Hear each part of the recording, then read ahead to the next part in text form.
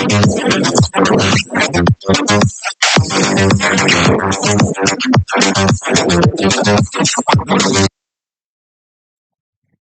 malam, kembali lagi saya Ferdi Hasan di Nanoverse Summit 2.0 presented atau powered by Nanofest. Seperti tadi disampaikan oleh Edric dan juga Melissa, ini adalah panel session kita yang terakhir. Kita akan membahas dengan 3 pembicara kita. Topik kita kali ini adalah Crypto Industrial Outlook and Regulatory Implementation. Bersama dengan 3 narasumber kita, nanti kita akan membahas seperti yang tadi juga telah di-highlight oleh Melissa dan juga Edric, bagaimana tentang penerapan pajak di kripto. Seperti kita ketahui, di tahun ini pemerintah resmi memungut pajak untuk transaksi kripto. Nanti kita akan dengarkan dari para pembicara kita. Juga bagaimana implementasi regulasi kripto yang saat ini berlangsung, juga masukan bagi pemerintah terkait penerapan pajak dari para pelaku industri, serta apakah kripto masih menarik setelah ada penerapan pajak ini. Nanti kita akan dengarkan juga, dan apa perspektif tentang rencana pemerintah untuk kripto setelah pajak ini ke depannya. Bagaimana melihat stabilitas kripto dan pemerintah Indonesia. Bersama dengan 3 panelis kita, yang pertama adalah tamu kita adalah seperti bisa kita lihat di layar saat ini, Muhammad Yusuf Musa. Beliau adalah Head of Product Cryptocurrency Nanofest. Beliau saat ini menjabat sebagai Head of Product, memiliki pengalaman sebagai Certified Blockchain Expert dan juga arsitek. Nanti kita akan berbincang dengan Mas Musa, juga ini sahabat saya, TK Hermanda, yang biasa disapa dengan Mas Manda. Beliau adalah CEO Toko Kripto, sebuah bursa digital aset kripto di Indonesia yang merupakan Ketua Asosiasi Pedagang Aset Kripto Indonesia atau ASPA Krindo. Dan tamu kita yang terakhir atau pembicara kita yang terakhir adalah Dimas Utomo. Beliau menjabat sebagai General Counsel dari PT Pintu Kemana Saja dengan brand Pintu, sebuah platform investasi aset kripto asal Indonesia yang diluncurkan pada tahun 2020 yang lalu. Sesi ini kita akan bagi menjadi 2. Yang pertama 30 menit saya akan berbincang dengan para pembicara kita. Nanti seperti sesi-sesi sebelumnya, 10 menit terakhir kita sediakan sesi Q&A.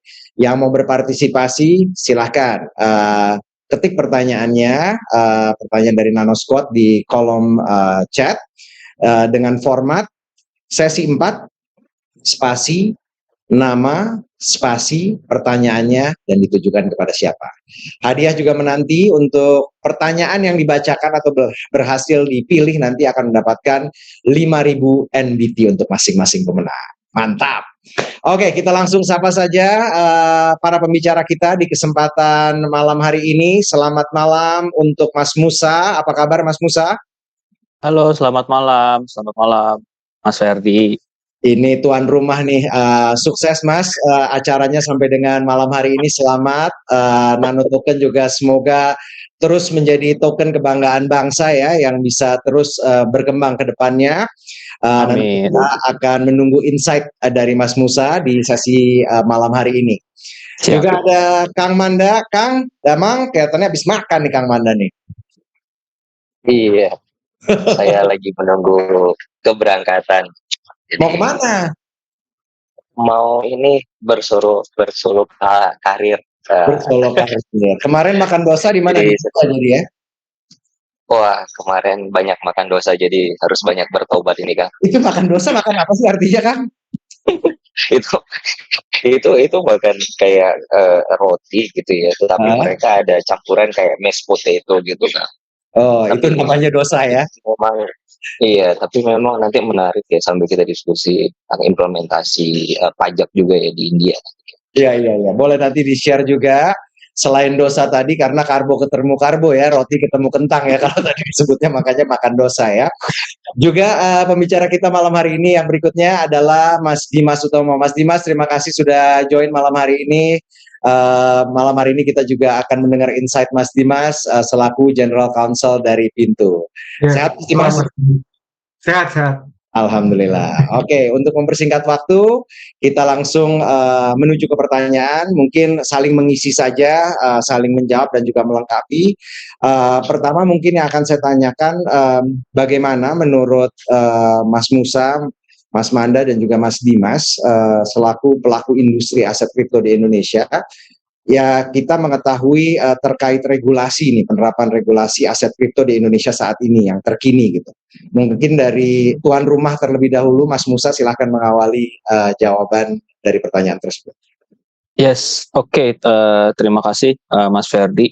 Kalau menurut saya, yang pertama tentunya kami sebagai aset kripto ya, kalau dibandingkan dengan tahun-tahun yang kemarin ya memang sangat bersyukur ya, istilahnya memang pemerintah Indonesia tuh mau melakukan regulasi ya, karena memang saat ini karena memang saat ini kita tahu ya, istilahnya adanya regulasi memang membuktikan kalau ada satu legitimasi ya, atau kedepanan lah istilahnya. Biasanya kan kalau orang yang mau investasi di satu aset atau mungkin investasi di aset lainnya gitu kan butuh kejelasan ya, legal atau enggak gitu istilahnya. Dan Indonesia statusnya mungkin cukup tanggap ya atas legitimasi ini, akan kelegalannya dari regulasi aset kripto gitu sih. Oke. Jadi dengan adanya campur tangan pemerintah, jadi ini dianggap sudah dinyatakan bahwa ada, dan pemerintah pun mengawasi ya berbagai macam transaksi dan juga hal-hal yang ada di industri kripto di tanah air. Mungkin Mas Manda bisa menambahkan nih selaku ketua asosiasi juga. Halo. Ya teman-teman semuanya, terima kasih juga tuan rumah nih Mas Musa, ada Mas Dimas. Kalau saya memandang bahwa penerapan adanya pajak ya, itu merupakan bukti dukungan pemerintah terhadap industri ini sebenarnya. Karena kalau misalnya kita berkaca pada industri yang sudah lebih dewasa ya, adanya pajak maka pemerintah hadir untuk kemudian melihat secara keseluruhan, dan ketika mereka melihat otomatis juga mereka akan memonitor ya adanya transaksi, dan kemudian melihat bahwa transaksi itu juga menjadi sebuah transaksi yang legal gitu. Bukan kita berbicara bahwa adanya aturan itu tidak membuat ini legal, tetapi hadirnya pajak itu juga memandang bahwa industri ini juga berkontribusi banyak nih terhadap pembangunan gitu ya. Jadi ibaratnya adalah setoran yang legal gitu ya, Kang, bahasanya ya. Bukan dipalakin lah, setoran yang legal gitu. Itu poin pertama ya kan. Terus kemudian kalau poin kedua, saya juga ngelihat ya bahwa di customer kami dengan penerapan pajak yang diberlakukan secara final, tentu ini juga memudahkan ya, sebenarnya memudahkan untuk customer tetap ingin berkontribusi gitu tanpa mereka harus khawatir terhadap jeratan pajak itu sendiri. Karena kalau kemudian kita berkaca di beberapa negara yang menerapkan capital gain ya, tentu itu menjadi sesuatu hal yang kesulitan gitu Kang. Jadi kadang-kadang saya juga lupa ya kan, saya suka hilaf gitu ya, saya transaksi berapa tapi yang saya tulis berapa kan gitu ya kan, hilaf kan, bukan manipulatif ya, hilaf. lupa. Nah, jadi menurut saya adalah penerapan pajak secara final itu sudah sangat elegan gitu di Indonesia. Tinggal memang dari kami pelaku ada beberapa negosiasi ya, dalam arti kata kita ingin adapun penerapan pajak itu juga jangan membebani dari customer itu sendiri gitu ya. Kita juga melihat ketika industri yang baru mestinya ada insentif lebih yang diberikan oleh pemerintah. Itu mungkin beberapa poin saya. Nanti Mas Dimas pasti akan melanjutkan lebih dalam lagi, secara dia orang legal soalnya. Nah, kita dengar nih pendapatnya Mas Dimas. Silahkan dilengkapi Mas Dimas. Ya mungkin benar nih kata Mas Manda nih, kita hanya melengkapi aja nih. Kalau dari segi peraturan Bapepti gitu ya, regulator kita dari tahun 2019 pertama kali melegalisasi kripto, perdagangan kripto, dan kemudian disempurnakan di tahun 2021. Sebenarnya aspeknya itu sudah cukup lengkap. Dari segi pengawasan regulator, dari segi operasional kita sebagai pelaku usaha, dan juga dari segi perlindungan konsumen. Nah, aspek legalitas itu disempurnakan lagi di tahun 2022 ini dengan adanya penerapan pajak final yang tadi Pak Mas Manda sebutkan gitu. Jadi sebenarnya dari segi investor itu tidak perlu ragu bahwa aset kripto itu memang sudah legal di Indonesia. Ya. Itu penting sekali, itu menjadi highlight yang begitu penting dengan adanya pajak ini. Tentunya semuanya sudah diatur ya, dan ini pajak final, sehingga seperti investasi misalnya contoh di saham gitu ya, kita tinggal laporkan saja dari transaksi apa yang telah kita lakukan di setiap waktu kita melaporkan pelaporan pajak kita gitu. Tadi Mas Manda bilang bahwa di Indonesia ini penerapannya sudah elegan. Mungkin boleh di-share mungkin oleh Mas Manda, Mas Dimas, Mas Musa, sebagai perbandingan aja dengan negara lain itu seperti apa untuk regulasi penerapan aset kripto di Indonesia. Silakan Mas Manda. Oke, saya dulu, thank you. Saya iya tadi yang Kang Ferdi udah menyinggung soal dosa ya Kang ya. Saya 3 hari yang lalu baru dari India gitu, dan pulangnya dari sana saya menemukan fakta bahwa betapa beruntungnya kita warga negara Indonesia dan khususnya investor kripto di Indonesia ya terhadap atmosfer perdagangan kripto di Indonesia. Karena kalau kemudian kita berkaca di India itu mereka menerapkan capital gain itu sebesar 30% di sana ya. Dan baru-baru ini waktu pas saya di sana, seminggu sebelum saya di sana, pemerintah India itu menambahkan satu komposisi lagi terhadap transaksi. Tapi saya disclaimer dulu ya, ini ada orang pemerintahan ya. Nanti saya ngomong kayak gini malah direvisi jadi lebih tinggi lagi pajak kita. Tapi Lagi mau ngomong nih, ntar jadi tinggi loh Kang. Iya, tapi di India itu penerapan PPh final itu 1% dari setiap transaksi. Wow. Jadi begitu saya ngomong Indonesia hanya 0,1 dan 0,11% ya. Wah, mereka tiba-tiba mukanya langsung merah merona kayak habis diajak menikah gitu loh Kang Ferdi ya kan. Wah, serius gitu. Jadi mereka melihat bahwa wah, pemerintah Indonesia itu benar-benar kepada investor oriented gitu ya, daripada mereka kalau membandingkan negara dia, wah beda, dia bilang negara kita ini mereka cuma pikir gimana cara dapat duit, kalau ada masalah mereka buang badan. Nah ini yang ngomong si orang India itu sendiri gitu ya.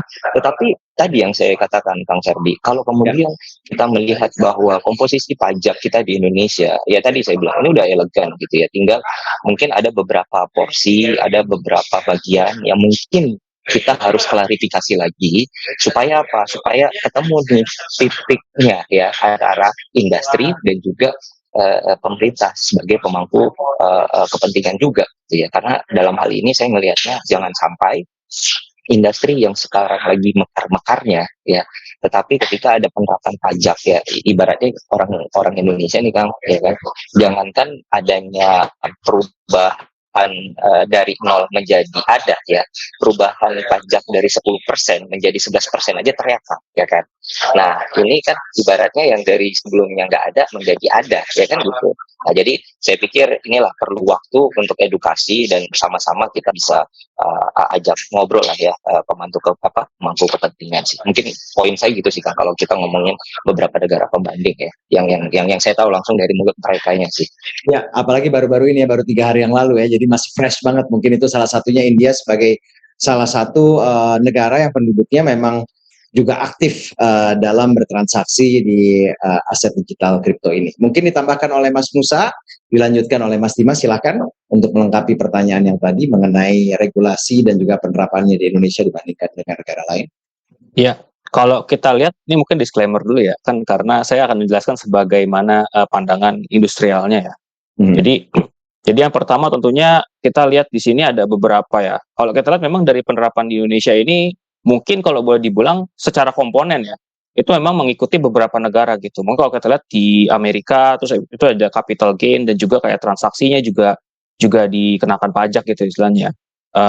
Untuk capital gain-nya mungkin cukup besar ya, sekitar tapi memang yang menarik adalah di Amerika sendiri itu tuh untuk holders itu tuh tidak dikenakan pajak gitu. Sementara kalau misalnya di kita itu ya tetap aja harus declare kan istilahnya seperti itu. Walaupun tadi katanya Mas Manda kan ya kita hilaf lah ya istilahnya. Jadi yang di ini berapa, yang dimasukin berapa gitu istilahnya. Semoga nggak ada yang ngecek ya abis ini. Itu salah satunya gitu istilahnya. Tapi memang balik lagi gitu. Memang penerapan pajak di Indonesia ini pasti tentunya kita lihat mereka sudah melihat lah ya gitu. Cuman mungkin yang saya lihat di sini adalah kalau dibandingkan adalah mungkin dalam penerapannya, cara penerapannya. Karena memang kalau kita tahu, mungkin kalau kita bandingkan dengan negara lain, kalau saya cek juga, eh, pajak di kripto itu memang edukasinya tuh lama banget gitu di satu negara gitu istilahnya. Butuh misalnya kayak sampai 3 bulan sampai 6 bulan untuk edukasi gitu istilahnya, baru akhirnya ke implementasi gitu istilahnya. Cuma kalau menurut saya sendiri dan apa yang kami kerjakan dan bisa kami lihat itu lebih ke oh ini cepat sekali ya secara penerapan ya gitu misalnya, nggak sampai 1 bulan tiba-tiba harus oke dipungut ya gitu istilahnya.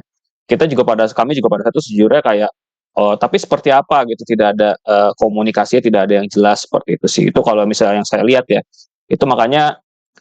Tapi baik lagi ya, ketika tadi yang dibilang sama Mas Manda kan dari tidak ada ke ada kan ya warga kami kan warga Indonesia kan reaktif ya tipikalnya. Jadi ketika itu dilakukan ya kita juga harus bersiap gitu istilahnya.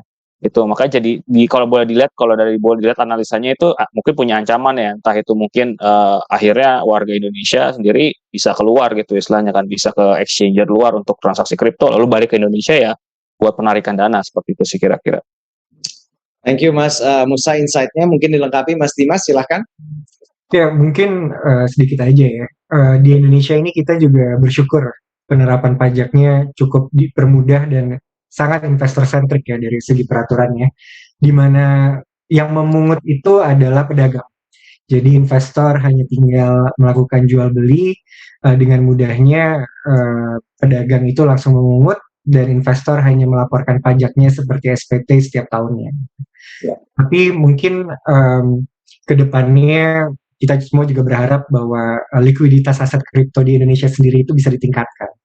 Sehingga penerapan pajak ini pun juga bisa ikut berevolusi dengan berkembangnya industri aset kripto, agar tadi seperti Mas Musa bilang juga, supaya likuiditas di Indonesia itu terus berkembang, jadi tidak ada ketergantungan kepada exchanger lain di luar negeri. Oke. Itu penting sekali, saya rasa poin yang cukup penting seperti yang tadi disampaikan oleh Mas Musa juga, jangan sampai nanti melakukan transaksinya di exchanger luar tapi akhirnya uangnya kembali saat setelah melakukan withdrawal atau penarikan dana gitu ya. Industri ini memang baru di Indonesia. Tadi Mas Manda, Mas Musa dan Mas Dimas saya rasa sependapat bahwa harus banyak menyamakan persepsi baik regulator, pelaku industri, investor dan lain sebagainya. Apakah regulasi yang dibuat saat ini dengan kondisi yang terjadi di industri saat ini sudah cukup sesuai? Kalau belum mungkin boleh disampaikan pandangan dari masing-masing. Kita mulai dari Mas Dimas ya. Sekarang, silahkan. Boleh. Kalau menurut saya sendiri sih dari segi desain ya, Mas Ferdi. Dari segi desain sudah cukup bagus dan sudah cukup menarik. Di mana Bapepti sebagai regulator kita itu menempatkan 3 organ yang akan menjadi self-regulated organization, yaitu bursa, clearing, dan kustodian. Nanti ketika 3 lembaga tersebut terbentuk, akan ada lebih transparan lagi terhadap harga. Setiap investor bisa cek harga setiap kripto yang diperdagangkan di masing-masing pedagang. Tapi yang dipertanyakan adalah implementasinya nih Mas Ferdi. Oke. Kebetulan desainnya sudah dibuat dari tahun 2019, kemudian disempurnakan di tahun 2021, tetapi sampai sekarang belum ada nih. Kita belum melihat ketiga organ ini, Mas Ferdi. Oke. Pernah dengar atau mungkin tahu kira-kira apa penyebabnya sampai memakan waktu yang cukup panjang, hampir 3 tahun jadi ya, dengan pandemi ini ya. Silakan Mas Dimas. Ya, mungkin ada banyak faktor ya Mas Ferdi ya. Banyak faktor terkait pemangku kepentingan, terkait sebenarnya siapa yang bisa membuat sistem yang paling terbaik gitu ya, yang bisa diakses oleh investor, terkait perlindungan konsumen juga, siapa yang akan memiliki akses gitu untuk membuat kebijakan yang bisa melindungi semua kepentingan dan lain sebagainya Mas Ferdi. Ya. Baik, terima kasih banyak Mas Dimas. Kita mungkin ke Mas Musa, silahkan disampaikan kepada kita Nanospots mengenai persepsi Mas Musa mengenai regulasi, apakah sudah sesuai dengan kondisi yang terjadi di industri aset kripto di tanah air saat ini. Iya, Kalau kita bilang tadi mungkin Mas Dimas bilang sudah desainnya ya. Memang kalau kita lihat memang desainnya cukup unik ya. Karena memang tadi 3 organisasi tadi itu bahasanya kayak melengkapi satu dengan yang lain gitu. Cuma memang kalau kita berkaca pada perbandingan ya, kalau kita boleh membandingkan dengan negara lain, ini ya mungkin Indonesia jadi salah satu breakthrough ya istilahnya, yang berani meregulasi aset kripto dan mendesain pasarnya seperti itu gitu istilahnya. Itu yang menurut saya. Dan yang berikutnya memang saya juga terima kasih ya, dengan apresiasi banget ke Bapepti juga, karena kenapa? Karena memang di satu sisi memang Bapepti ini masih mendengar gitu istilahnya, mendengar dari kami industrinya gitu. Jadi Bapepti sendiri apa ya, mendengar dan lalu secara perlahan melakukan pembaharuan dari regulasi-regulasi tersebut sih. Seperti itu. Mungkin kalau boleh dijabarkan ya, atau sedikit dijabarkan dari pertama kali 2019 sampai ke ada yang peraturan sekitar tahun 2020 itu kan, sampai 2021 kemarin itu tentang calon pedagang aset kripto. Itu kan ada beberapa ya yang memang akhirnya direvisi seperti itu, sampai pada akhirnya mungkin di satu sisi memang demi untuk tadi investor fokus lah istilahnya, fokus ke investor, terus habis itu bagaimana investor protection dan sebagainya macamnya. Dan juga Bapak itu juga sudah mulai sih mendengarkan ya. Ini kan kita mungkin aset kripto tidak hanya trading ya bahasanya, atau spot market kali kalau boleh dibilang ya, tapi juga mulai mengekspansi ya perhatiannya ke kripto lainnya gitu, seperti NFT dan kawan-kawannya, seperti itu sih. Ya, industrinya sendiri berkembang, banyak hal baru seperti yang disampaikan oleh Mas Musa selaku regulator Bapepti di bawah Kementerian Perdagangan, meregulasi ini, mengawasi dan juga mendengar. Mungkin bisa ditambahkan juga oleh Mas Manda. Mas Manda ini yang saya tahu nih banyak berkomunikasi dengan regulator dan juga banyak mendengar dari pelaku industri selaku ketua asosiasi. Bagaimana insight-nya Mas Manda? Oke, sorry Kang Ferdi, kereta lagi lewat ya. Saya lagi di stasiun Gambir soalnya. Saya disclaimer dulu agak ribet soalnya. Iya, ini demi Mas Musa dan Anu Squad ya. Iya, jadi demi Mas Musa dan Anu Squad ya. Jadi ada perjalanan ke Solo lah. Ya, kalau kemudian kita ngomongin by design ya, nothing perfect sebenarnya. Tapi satu hal yang pasti bahwa sekarang seluruh masyarakat Indonesia, tadi udah disampaikan Mas Musa sama Mas Dimas ya, udah ada kepastian tentang pajak. Itu dulu poinnya ya. Udah ada kepastian tentang pajak. Jadi kita nggak ambigu lagi ngomong bahwa ini gue punya kripto gimana ya kena subjek pajaknya gitu. Ya. Itu udah nggak tertutup lagi gitu kan. Ya, itu dulu hal yang paling penting gitu. Terus kemudian yang kedua adalah kita ngelihat dari sisi investornya. Sepakat tadi Mas Dimas bahwa ini udah sangat dipermudah gitu oleh exchange yang melakukan terhadap atau pengutipan ya terhadap pajak itu sendiri. Tentu dari investor kan nggak usah terlalu repot ya untuk kemudian nantinya mereka akan melaporkan gitu ya kan. Saya coba melihat ya secara keseluruhan, kalau kita ngomong Asia Tenggara ya, bahwa di masa masyarakat ekonomi terbuka sekarang, saya pikir Indonesia itu udah sangat progresif untuk kita berbicara tentang perkembangan ekonomi ya, apalagi kalau sekarang kita ngomongin kripto gitu. Jadi saya itu kemarin waktu ke India ngomongin kripto, saya busuk dada tuh Kang. Wah, jadi saya ngobrol gitu ya, busuk dada kan, kayak wah kita Indonesia itu udah lebih mature lah gitu. Saya ngomong pokoknya gimana caranya bikin orang India itu dari suka nari berhenti nari kan. Waktu saya presentasi itu mereka berhenti nari kan. Kan? Nah jadi saya pikir apa yang udah dilakukan oleh Bapepti, terus kemudian koordinasi dengan Kementerian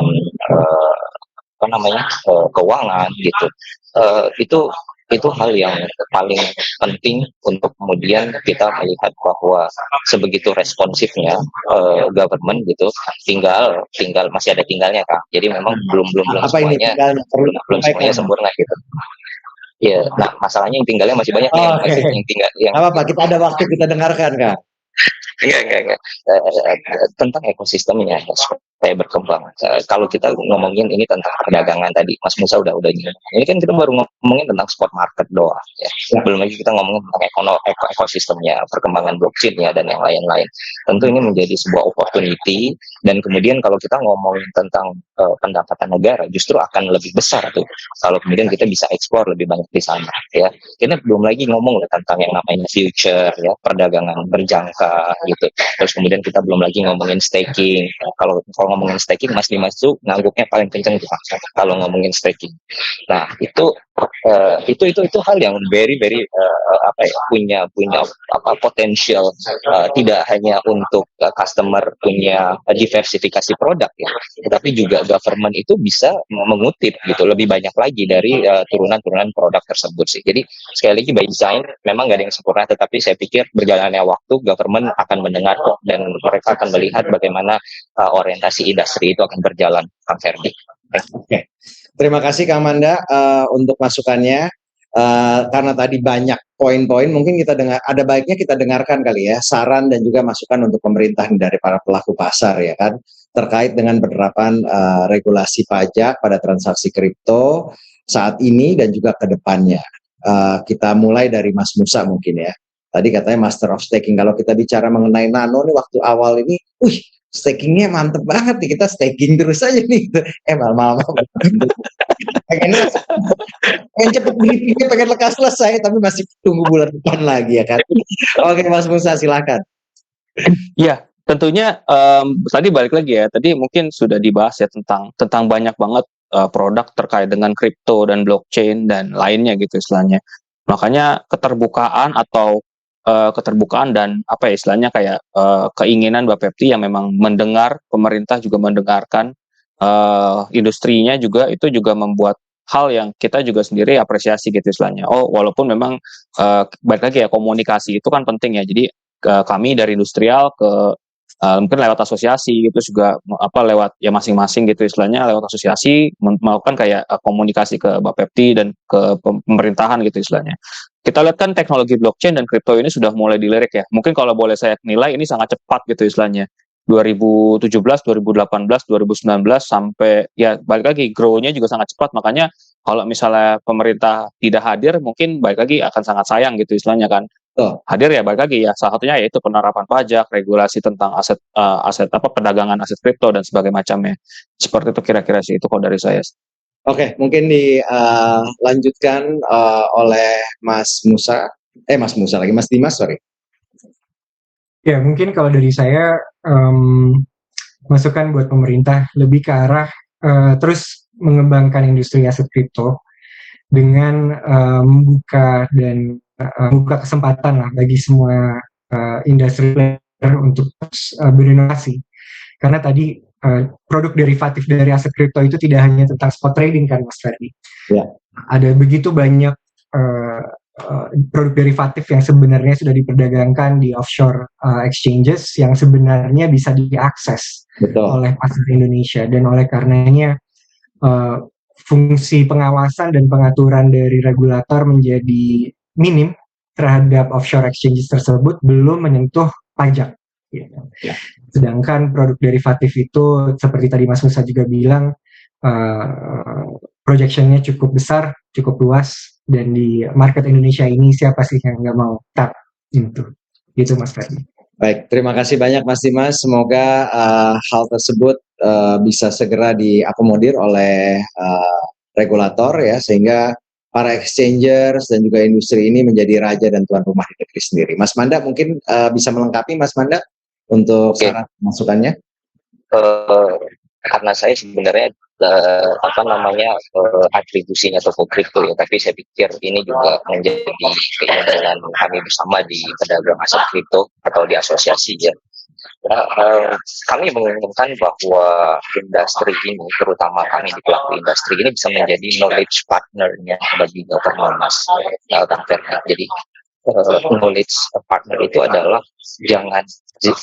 government itu jangan malu-malu, terus kemudian government itu jangan sungkan untuk kemudian kita bisa bertukar informasi gitu. Karena apa yang kami lihat sekarang adalah masih ada gap nih, seolah-olah padahal kami sebagai pelaku industri pun kita akan sangat open ya terhadap hal ini gitu. Jadi kalau kemudian kita melihat bahwa uh, apa keterlibatan pelaku industri ya, tentu ini akan membawa perspektif industri dan aspirasi pasar lebih baik lagi tentunya gitu ya. Itu yang pertama. Yang kedua, kita juga ingin bahwa pemerintah gitu, dan tentunya kami akan selalu mendorong bahwa kita harus menengok ya, melihat pada rancangan terhadap regulasi yang crypto friendly gitu, dari berbagai negara ya.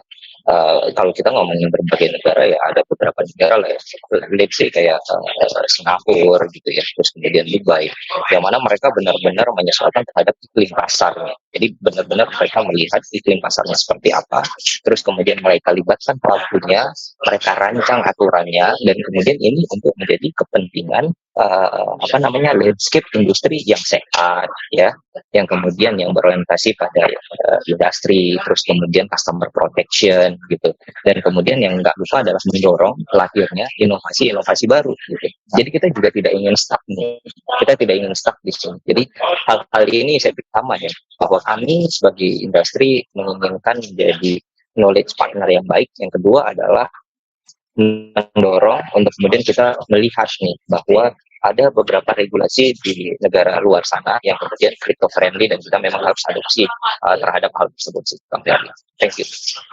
Oke, thank you Mas Manda untuk insight-nya. Memang industrinya masih baru, banyak hal yang bisa diadopsi dan butuh tentunya kerjasama dari semua stakeholders ya, dari semua pihak, sehingga apa yang dilakukan ke depan, langkah-langkahnya ini dapat bersinergi ya, baik ini regulator dan juga pelaku industri. Oke, kita sekarang akan membacakan Q&A. Pertanyaan pertama ini kita pilih dari Mas Gugun Gumila. Selamat Mas Gugun, mendapatkan 5.000 NBT ya. Untuk pertanyaan tersebut ditujukan kepada Mas Manda. Mas Manda kalau ada NBT banyak, wow gitu ya Mas Manda ya. Mas Manda, pertanyaannya ada. Ini kalau tadi kan yang jauh 5.000 NBT ya. Kalau yang nanya, kalau yang jawab 50.000 katanya. Ya. Yang jawab 50.000. 1 juta NBT boleh nggak? 1 juta NBT lah. Oke, itu mintanya langsung ke Mas Musa nanti ya kan.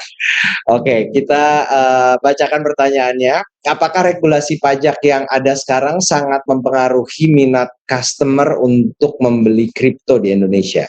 Nah, ini mungkin dari pandangan Mas Manda, sekaligus mungkin apa yang terjadi di exchange lah ya, baik di toko kripto dan juga di exchanger lain.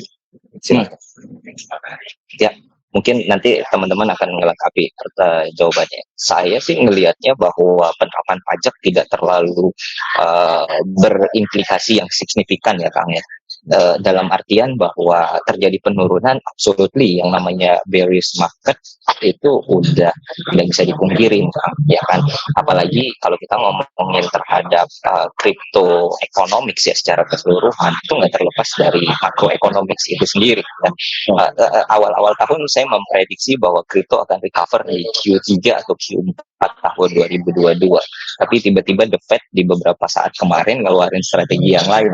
Jadi saya akan bilang, kayaknya recovery-nya tahun depan nih, gitu. Jadi sekali lagi bahwa ini nggak bisa dipungkiri ada keterlibatan centralized juga gitu ya.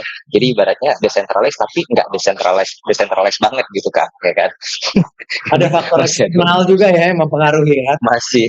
Betul, jadi masih ada faktor centralized-nya gitu. Jadi tapi poin saya adalah kami belum melihat ya hipotesis bahwa ketika kita ngomongin perpajakan gitu yang berlaku saat ini itu mempengaruhi secara signifikan, karena ini totally berbeda ya dengan apa yang terjadi di India. Sekali lagi gitu, India. Jadi saya kalau ngomongin dia sambil geleng-geleng ini kan, iya. Jadi itu kan memang benar-benar clear tuh, kelihatan bahwa begitu penerapan 30% capital gain, tiba-tiba itu capital outflow-nya udah terbang kemana-mana.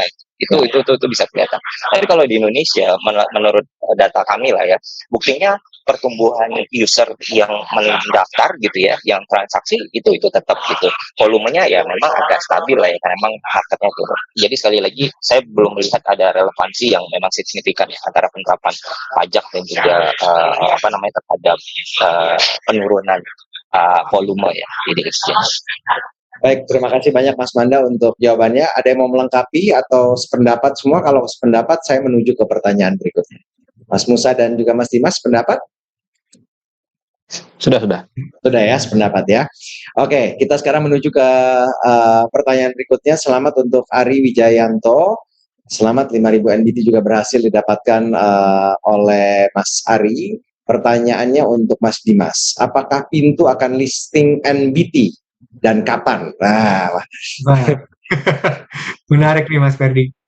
Jadi pada dasarnya Pintu terbuka untuk listing tokens manapun, asalkan memenuhi peraturan yang berlaku nih Mas Ferdi. Asalkan memiliki use case yang bagus, traction yang bagus, volume yang bagus, Pintu terbuka. Jadi possibility itu terbuka lebar. Nanti kita nantikan saja Mas Ari. Semoga dalam waktu dekat NBT sudah bisa listing dan juga sudah bisa ditransaksikan di Pintu gitu ya Mas Dimas ya. Ini saya tahu nih yang nanya siapa namanya, nama panjangnya saya tahu. Ari Tommy Utama yang nanya. Aduh. Oke, pertanyaan terakhir dari Sakirin. Untuk Mas Musa, pertanyaannya, setelah adanya pajak kripto di Indonesia, apakah itu tandanya kripto diterima untuk pembayaran yang sah di Indonesia? Selamat, Mas Sakirin juga mendapatkan 5.000 NBT. Mas Musa silahkan dijawab.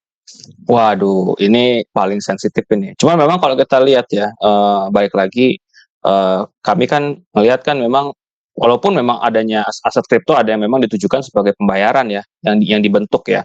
Tapi memang Indonesia sendiri memang sudah strict ya istilahnya. Oke, kalau pembayaran hanya rupiah gitu.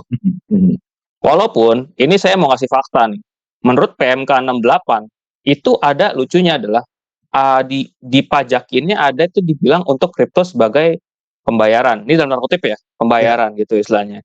Itu di PMK 68 tuh ada. Jadi ya walaupun kita tahu ya ada undang-undang rupiah ya istilahnya sebagai mata uang Indonesia, tapi di PMK tersebut ada gitu ya. Tapi balik lagi ya, undang-undang lebih kuat gitu istilahnya statusnya ya daripada peraturan gitu istilahnya. Ya seperti itu sih itu kalau menurut saya. Okay. Jadi memang Indonesia sendiri sudah strict ya. Oke, pembayaran mata uang hanya rupiah yang berlaku di Indonesia. Oke. Ini perkembangan digital currency yang direncanakan oleh Bank Indonesia, terus sudah gitu kayak di luar negeri mungkin sekarang kan banyak brand-brand sudah menerima ya kripto sebagai alat pembayaran. Apakah possibility itu akan ada di Indonesia dalam beberapa waktu ke depan? Ya, kalau yang kita lihat sendiri kan CBDC ya di Indonesia kan sudah mulai kelihatan ya. Jadi waktu forum ekonomi ini Mas Manda nih yang ngedengerin nih fullnya nih. Tapi memang kita lihat dari tahun 2021 awal tuh sudah mulai gitu. Gubernur Bank Indonesia sudah melihat kita ada 3 jenis loh, ada tiga jenis CBDC ya. Central Bank Digital Currency di Indonesia yang kemungkinan akan diterapkan gitu istilahnya. Nah ada 3 jenis itu di breakdown gitu. Apa aja sih jenisnya gitu istilahnya. Nah seperti itu. Nah memang kalau kita lihat memang janjinya Bank Indonesia memang akhir tahun ini ya Mas Manda ya akan ada istilahnya kayak gimana sih nanti Indonesia menerapkannya gitu, white papernya kalau kita bilang. Jadi kalau yang lain-lain ada project crypto bikin white paper, nah ini Indonesia nih Bank Indonesia nih bikin white paper nih. Silakan tokenomics para analis kripto di komentari ya gitu. Mungkin Mas Manda boleh nambahin. Oke, Mas Manda. Enggak, kalau saya yang pertama finger cross dulu lah ya. Itu yang pertama. Tapi kedua, saya melihat bahwa tergantung pada penerapannya di sisi mana dulu. Jadi kalau kita ngomongin pembayaran, possible kalau kemudian kita ngomongin di wholesale-nya. Ya. Wholesale itu antara institusi ke institusi atau misalnya dari pembayaran besar lah. Ya. Tapi kalau kemudian kita ngomongin tentang retail payment, saya masih belum cukup optimis sih. Terus terang untuk kali ini saya belum optimis karena memang kalau kita ngomongin di retail payment menggunakan kripto, ini kita juga harus ngomongin tentang security dan juga infrastruktur gitu di Indonesia. Nggak mungkin saya mau bayar es teh manis nih Kang Ferdi, tapi saya harus nunggu setengah jam di depan kasir, kok belum tervalidasi gitu kan. Dingin dong. Emang es teh soalnya teh panas ya. Iya kan lama banget gitu.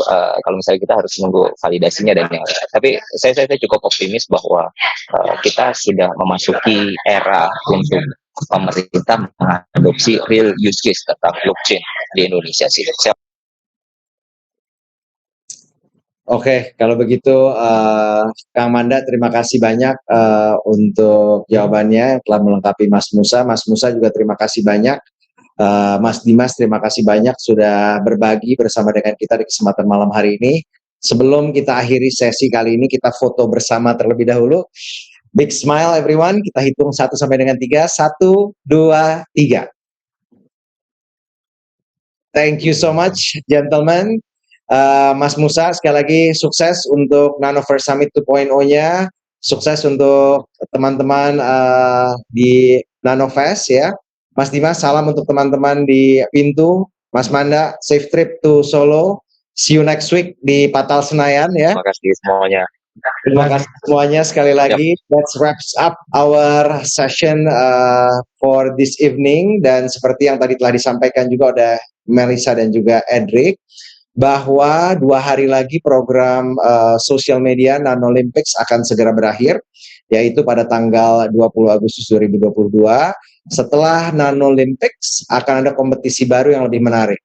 Ini hadiahnya dahsyat banget, hadiahnya hingga 20 miliar rupiah. Jadi jangan sampai ketinggalan, kamu yang belum ikutan Nano Olympics, sekarang juga silahkan join, dan buat yang sudah mendapatkan hadiah, ayo ikuti lagi kompetisinya yang akan datang. Ini gokil banget, hadiahnya seru, spektakuler, 20M menanti Anda untuk dimenangkan persembahan dari NBT ya. Sekali lagi terima kasih Mas Manda, Mas Dimas, dan juga Mas Musa. Kita serahkan kembali kepada Edric dan Melissa. Thank you semuanya.